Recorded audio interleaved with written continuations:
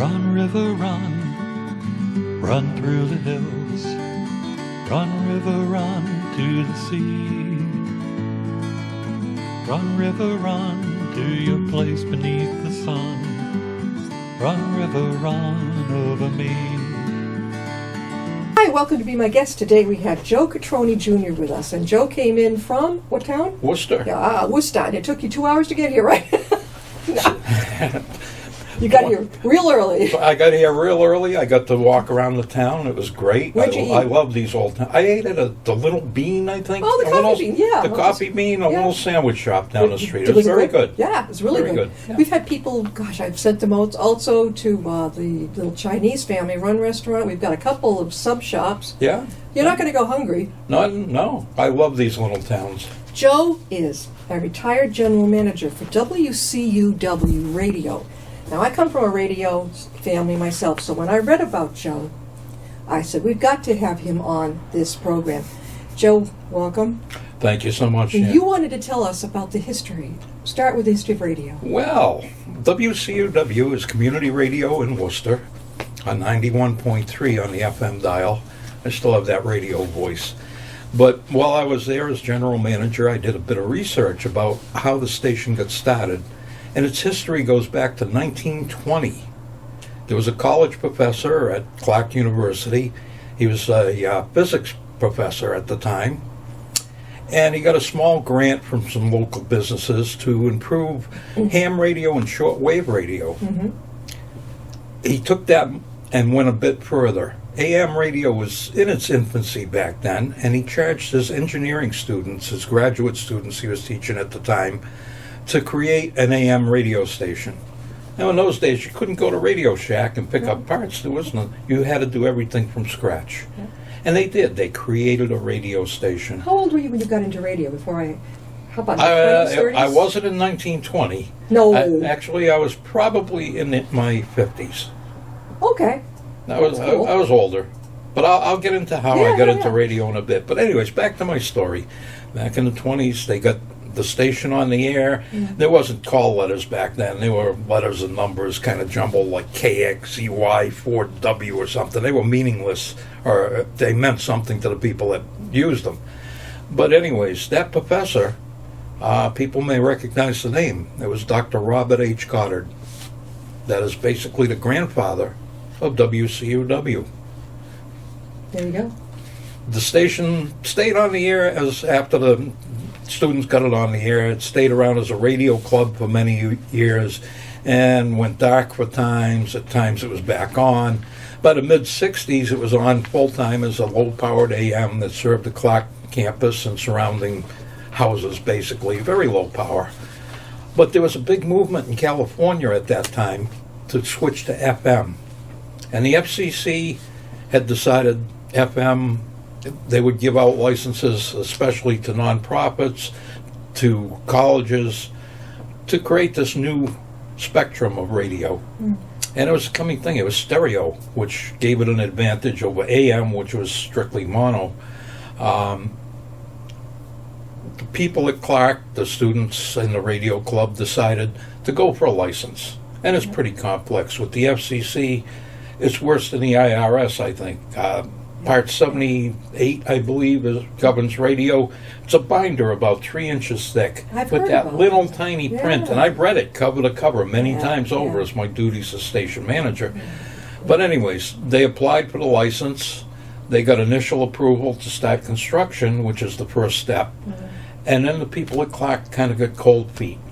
They decided they really didn't want to own a radio station with all the responsibilities that go with it. So the people involved got together. They said, well, what do we do from here?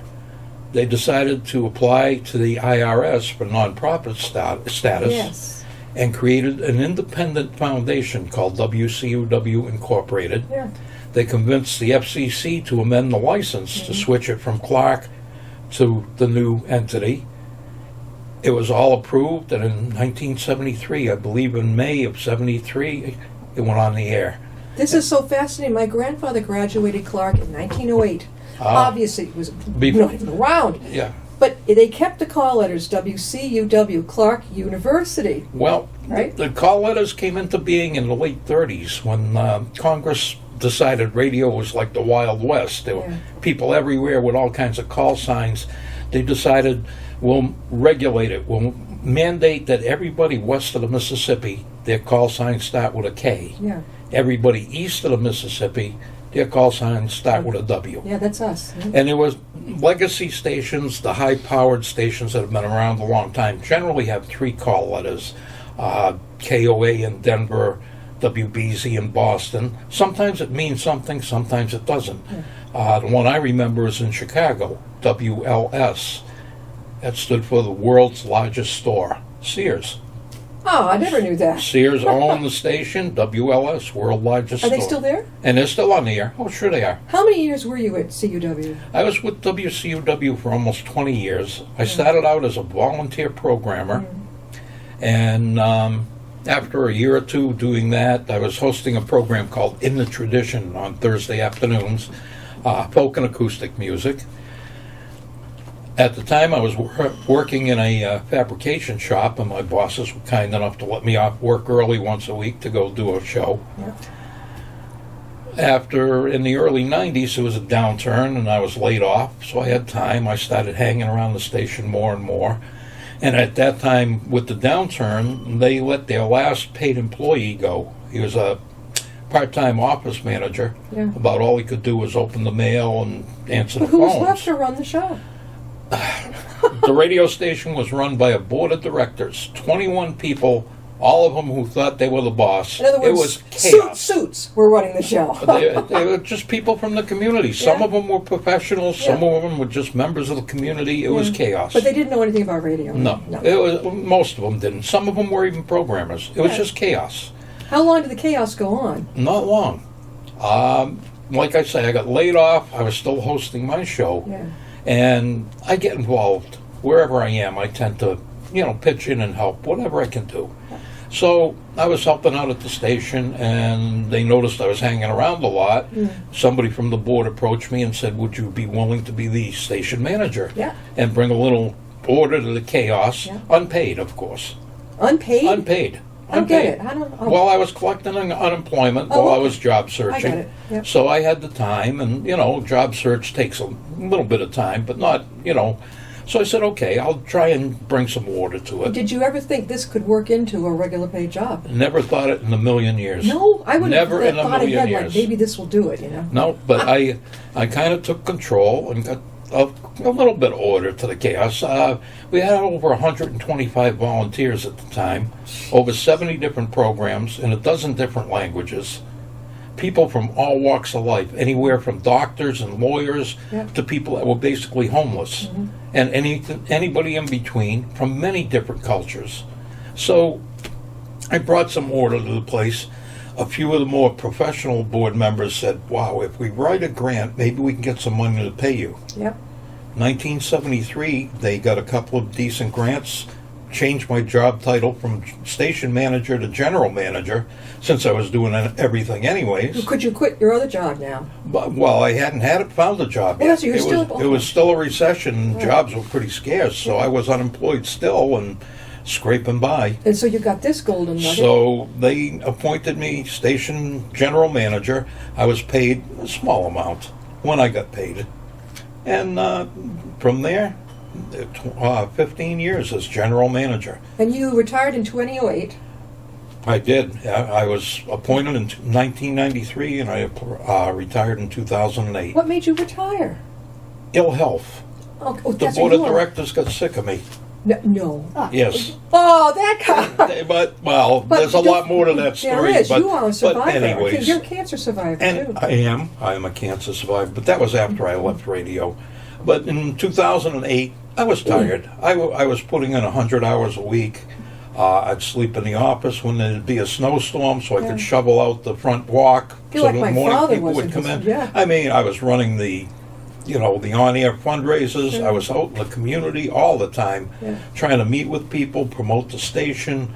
I did remotes from different locations. I did it all, and I loved every minute of it.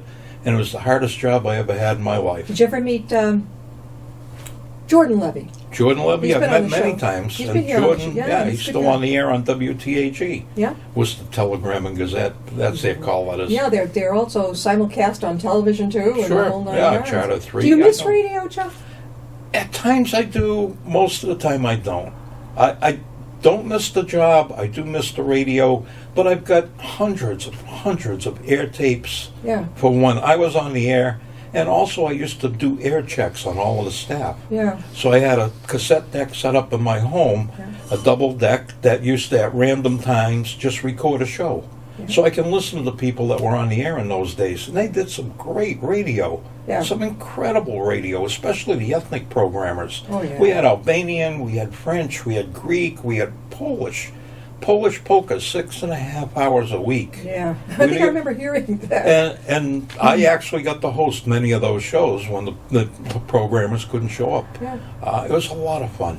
It was a lot of fun. I had a great But you time. could still go in and volunteer with all of your background. I could, but there are other opportunities. I volunteer nowadays on the board of directors of 2 food pantries. There's a South Worcester Worcester one. Neighborhood Center Yeah. and also Quinsigamond Village Community Yeah. Center. So I enjoy doing that, and I help out where I can.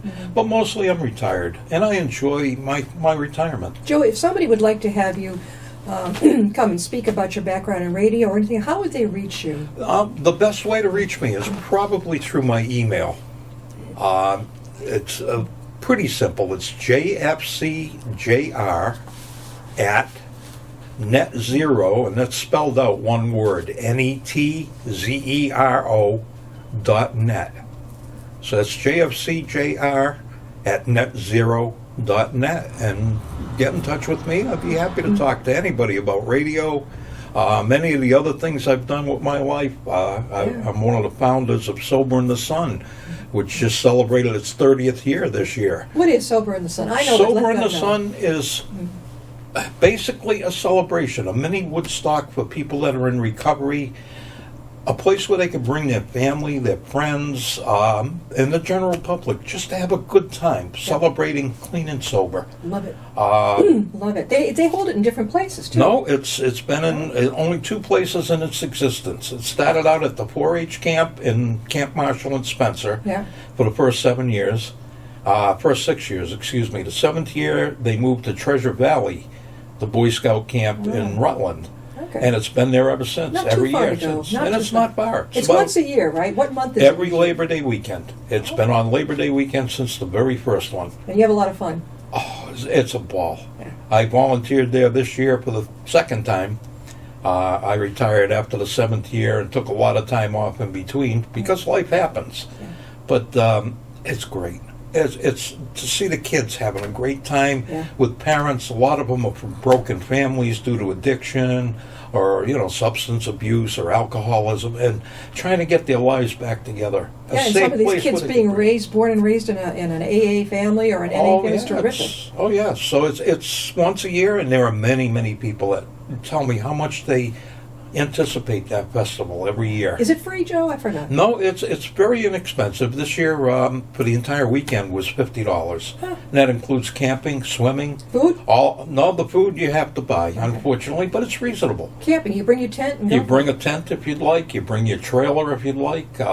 You sleep on the ground if you'd like. I mean, I've done it. I've done it too. I'm getting a little old for that, but but I camped out in my tent for the weekend. Joe shared with me something very, very beautiful, that you are caring for you are the caretaker or supporter of your dad. Yeah.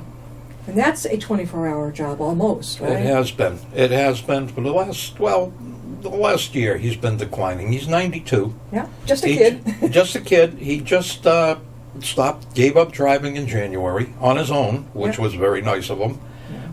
Not that there was a problem. He could still drive. He just didn't like the drivers that are out there. Yeah. And they scare me too, but Yeah. I can react a little quicker. Yeah. And also, he was volunteering in a food pantry 4 mornings a week. Mm-hmm. He started that almost 10 years ago when my mother passed away. He needed something to do with his time. So he was volunteering 4 mornings a week as the pantry director. Yeah. And then he gave that up in April when his health started going Are down. you the only child, Joe? I am. I'm an only Second child. only child I've interviewed today. So, Uh-oh. it's interesting in a family. Usually somebody Yeah. steps up to the plate. Someone. and that can build a lot of resentment. But being the only child, that's okay. There isn't anybody else. It's You do all what you me. have to do. That's You all- do what you have to And do. he knows you're there, right? He knows I'm there, and I'm still there for him, even though I have him in a nursing home care right now. He got to be too much. The last couple months, his medical conditions changed, Yeah. and it got to be too much for me. 24-hour care is difficult. They have support groups coming out more and more for Yeah. caregivers. Yeah, I Oh, love yeah. that. My father was my mother's caregiver. yeah. My Yeah. dad did that before my mother passed. He retired in his mid-70s and spent maybe 10 years taking care of her full time. Did your dad go downhill? My father burned out, and he wouldn't let Well- anyone's help. He just burned out doing it on his own. Well, he didn't burn out. He developed medical issues, and they're serious enough that, Very. you know. Now, you yourself are a cancer survivor. I am. Can you share a little about that? Oh, boy. Well, it's very scary. I had a type of cancer that went undetected. I didn't know I was sick until one day a urologist sent me for a CAT scan and said, something here that doesn't look right. Yeah. So they sent me for a biopsy. Turned out I had something called liposarcoma, which is a very rare type of cancer. Yeah. Develops internally, and you really don't notice it until it's very advanced. We're in the tummy? And inside Inside your your pelvic bottom, region, in yeah. your pelvic region. Okay, your intestines. They actually took out my kidney, my spleen, part of my intestine, part of my bowel, part of my pancreas, and about a 45-pound tumor. Yeah. Did you wasn't think that fun. was weight you were carrying? Didn't know? I had always, my weight hadn't changed in many years. It was a slow-growing cancer. Yeah. So, but I was treated at Dana-Farber, Yeah. and I can't say enough about them. In Boston They or up are- here in Milford? In Boston. In Boston, yeah. In Boston. At the time, the standard of care was surgery, Yeah. so they did operate on me. It was a long 14-hour operation. I weighed 254 pounds when I went in. I Yeah. weighed 197 when I hit the recovery room. Wow. So, but It's like giving birth. of course, I didn't feel anything, and the wonderful care out there. I go back once a year now for a checkup. Do you have radiation? Did you have I had 5.5 weeks of radiation treatments before the surgery. and chemo at all? No No chemo, chemo. Radiation. just And radiation. they got it. How long ago And they was got this? it. This was 7 years ago Wow. in May. Oh. May 3rd, 2011. You don't forget those dates, You believe must me. have been stunned when he told you about that. That's another long story I'll tell sometime. But I was just, I didn't know. I Nope. didn't know. You But, didn't- Yeah. but like I say, they're excellent at Dana-Farber from day one. Mm-hmm. They've told me exactly what's going on, exactly what they were going to do, and they did. And, I'm just very fortunate to still be here and still be in fairly good health. Yeah, you look fine. He looks terrific. You don't look like you're sick. Oh, looks can be deceiving. Yeah, I know. We all have our issues, but, especially when we're getting up here in age. Joe, were Yes. there any other radio stations that you were on besides WCUW? That was it. When I was a kid, I got to see WORC when they were on Portland Street in Worcester. Yeah. One time because I won one of their phone-in contests. I think I won some inflatable coat hangers or something, and actually got to peek in and see, beyond the receptionist and see a radio station. Sure. Until I hit CUW, I had never been on the air. I had never had any plans to be a radio person, Yeah. and I was scared to death to do radio Really? the first time. Of course, I think most people are. I couldn't wait. I was scared of the technology, but I Well- couldn't wait to get on that thing. Well, the thing is, you're in a room Yeah. all by yourself. Yes. I didn't even have somebody in the next... No. CUW, 9 times out of 10, you're the only person in the building. You do it all. You bring in do the it all. news, You answer the everything, phone, you answer the door, you get the records, amazing. Yeah. One of my good friends that trained me when I started out gave me a list of the top 10 folk albums that have tracks that are longer than 10 minutes. Yeah. Because sometimes you just have to put a long cut on Yes. to use the restroom or something. Tell me, I had to throw up one time Yeah, on I radio, know. and I didn't know what to do. Exactly. Well, fortunately, people can't see you on the radio. No, well, I had to leave the room, and that was Yep. FM. I told the AM guy, what do you do when you're going to be sick? He said, you just go. Go, yeah, You know? exactly. But, so radio was a lot of fun. A Yeah. lot of fun. You could, in community radio, community media, you can do anything. It's very open. It's not like commercial where it's real restricted and beholden to advertisers. Joe, again, how can people reach you if they've got some Sure, questions? you can email me, please. jfcjr@netzero, and that's spelled out just like it sounds as a word, .net.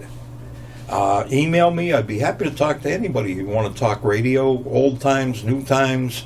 Every day's a new adventure. So I'm enjoying life, and I thank you for having me on here. This has been a fun experience. Well, it's a lot of fun for me. You know, right up the street is WMRC in Milford. I'm not familiar with them. Go right into Milford, follow 140, right into Milford, and WMRC is right not far from the police station, right in the center. They all know where it is. Yeah. And that's a pretty cool local station. And they have a huge, I think it's 1460 on the dial. Okay. Boy, you would really, and they're very community-minded. I mean, Are they? Yeah. I've interviewed the director there, and boy, they're into everything. Yeah. You would love that. There are a lot of local stations still in existence. Yeah. In 1996, Congress deregulated radio, so a lot of the conglomerates bought up stations. Did you hear about iHeart just bought up BZ? Yeah, they did. And Yeah. in my mind, the station's gone downhill since then. Have you noticed a little difference? I have noticed the difference. Have you noticed a political oddity happening? Yeah. A little weird. Yeah, they've kind of changed They're directions. changing it. Yeah, I leaning picked up in the on other that. direction. I Yeah. picked up on it. So there's some people I won't even listen to. Yeah. I've had enough. But Yeah. the other ones, I think they've been told, stay neutral, don't say anything. Well, it's a hard thing to do. I know community radio, we lean pretty heavily to the left, even though there were programs that were far to the right. Yeah. That was the beauty of community radio, Yeah. is that people could voice their opinions, Now it's- and not necessarily opinions everybody, I didn't agree with. I never censored a program except to comply with FCC regulations. Right. As far as opinions, everyone's entitled to their Exactly, opinion, yep. and that's what makes this country great. And the station, WCUW, just a melting pot of so many different cultures. Yeah. Well, Worcester is the melting pot. It is. Right. It is, and it's great. The Hispanic people, we were the first in the city of Worcester to regularly broadcast Spanish language. We started in 1973. We had regularly scheduled Spanish programs. When I became station manager shortly thereafter, the Spanish people invited me to throw out the first pitch at a softball league they Yeah. had down in Great Brook Valley. Yeah. So, okay, I went to it, and they have, it was the first day of their league. They Yeah. had maybe 6 teams. They all march in their somewhat uniforms. It's like a little league, although it was all adults or, late teens. And it was all in Spanish. I didn't understand You didn't most know, of the but there was- ceremony, but I heard my name, and they called me out to the field and had me pitch, throw the first pitch in to start the league off. And I go back to my seat. The catcher runs out, gives you the ball, and I go back to my seat. And somebody came running over and said, ball, ball. And I understood. I grew up poor. I knew it was probably the ball they needed to Yeah. play the game with. I mean, so you hand the guy the ball. Turns out they went around to all the league officials. They autographed the ball, you? and they gave it back to me. You must have been stunned. I was stunned. I was amazed. That's amazing. And they fed me some great food. Oh. Whenever they have any gathering, they always have food. There you have it. Most of the cultures.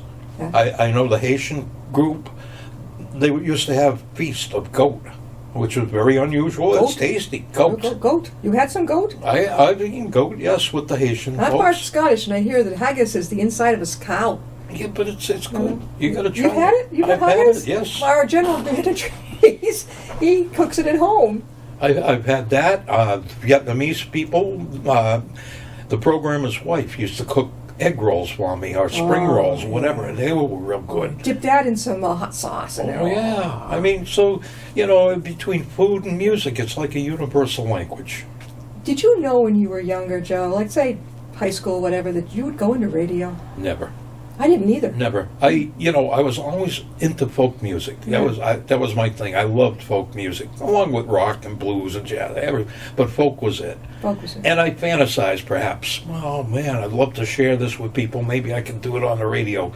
But I never got the opportunity until 1989. Yeah. A guy by the name of Troy Tyree who started Sober in the Sun with me and one other folk. I don't want to take the credit for that because I was along for the ride. But anyways, Troy was hosting In the Tradition on Thursdays. He had an opportunity to move to Fridays and asked me if I'd like to come in and take his place on Thursdays. I said, I don't know. I'm a very quiet and shy type of person. I still am. I didn't know if I could. But You're I went quiet in. and shy? I am, believe it or Not not. on this, you're not. Believe it or Great. not, I am. So I went in and went through the training. You had to make a demo tape and get it approved by a programming committee. Yeah. You had to record a public service announcement, which with tape, actual audio tape that you had to splice with a razor blade and Yeah. the tape and all, put it together, and then that had to be approved. And if they all approved, if you got accepted into the department. There was a folk department, and you met with them, and they said, yeah, sure, come on in. You became a programmer. Was it hard for you to learn? You were like I was. I mean, I remember the college radio station. I was just thrown in. I had one morning to learn it. The whole technical thing, bringing in the news. Well, I actually, had to do it. that wasn't that hard for me. I learned that. They taught me well. I learned, how to manipulate the controls, Was it how called to do Ride the the voice. Game? Dad called it Riding the Game. Oh, yeah.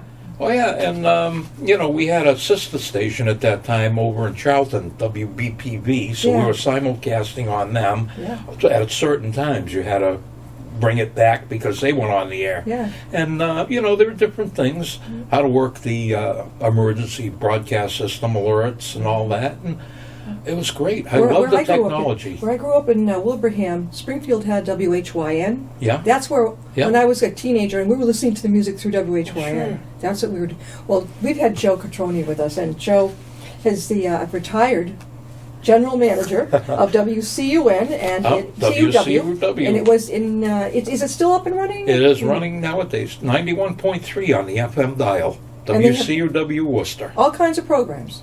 Over 70 different programs, many different languages, the voice to the voiceless. Tune in, you'll find a lot. And they also have a website. I'm not sure what it is. It's probably WCUW.org. Yeah, probably just type in WCUW Worcester. find it. You'll find it. You'll find I it. bet you they miss you. Maybe. 2008, 8 years ago. How many years ago did you retire? 10 years ago. It's 2018. I retired in May of 2000. Would you go back if they said, "Gee, we'd love you to volunteer"? No, they've asked me to come back Yeah. from time to time, but I don't have the time these days. Being retired, I need to go back to work just to get a vacation. I mean, seriously, Yeah. I'm so busy Yeah. with so many things going on in my life, and I'm enjoying life. And you're enjoying I it. put in my time. I did 15 years. I did the best I could with the resources I had available. I left with no regrets.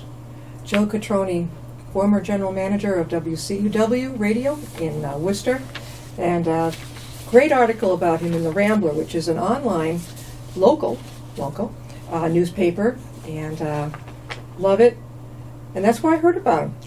And I said, we got to get this guy on the show. Cool. So that's where we got it. Joe, could you join us again sometime? I'd be happy to. It would be a lot of fun. That would be really great. Radio is in my blood, and then I went into television, but you remember Jerry Williams, a lot of people. A lot of folks. David Brudno, the Bruds. Oh, yes. He was so good. Oh, yes. I didn't always agree with him politically, But still, but I liked his personality. He was his polite. presentation, and he was such a kind, gentle man over the air. Yes, he was. And not like these screaming talk show hosts. I know it. Yeah, I know it. You get it like slammed in your face Yeah. on some of them. No. I don't like that at all. I don't either. I want somebody who's this. Exactly. Think it through. Exactly. Thank you, Joe. Thank you for having And me. you're welcome. We'll see you next time. I'll be my guest.